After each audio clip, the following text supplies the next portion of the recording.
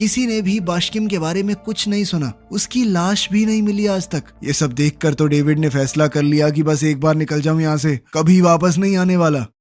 Miami पहुंचते ही वो सबसे पहले लिज से मिला और उसके सामने कंपनी के लिए किए हुए हर गैर कानूनी काम को कबूल किया। और जब डेविड ने कहा कि मैं हथियारों का काम छोड़ दूंगा, फिर से मसाज वाला बन जाऊंगा, तो लिज ने उसे अपना लिया। इसके बाद डेविड एफ्रियम से मिलने गया ये बताने के लिए कि मैं इस काम को छोड़ने का फैसला कर चुका हूँ। एफ्रियम को लगा मानो डेविड उसे धोखा दे रहा है और उसने पैसे देने से मना कर दिया। फिर डेविड ने उसे धमकी दी कि अगर 2 हफ्तों में पैसे नहीं मिले मेरे, तो मैं वकील को तुम्हारे पास भेज दूंगा। लेकिन एफ्रियम को इस बात से जरा भी फर्क नहीं पड़ा, क्योंकि उसने साइन किए हुए एग्रीमेंट की इकलौती कॉपी जला दी थी। जब डेविड को ये बात पता चली तो उसने एफ्रियम के दिए हुए सोने के बॉम्ब को अपने और एफ्रियम के ऑफिस के बीच के शीशे पर दे मारा, जिससे काफी हंगामा हो गया और फिर डेविड वहाँ से चला गया। 3 महीने बाद डेविड फिर से अपनी मसाज थेरेपिस्ट वाली जिंदगी में लौट आया। एक दोपहर उसके पास रैल्फ आया, जिसने बताया कि एफ्रियम को जो कुछ भी हुआ उसका बेहद अफसोस है और वो सुलह करने के लिए तुमसे मिलना चाहता है। इसके बाद तीनों एक रेस्टोरेंट में मिले।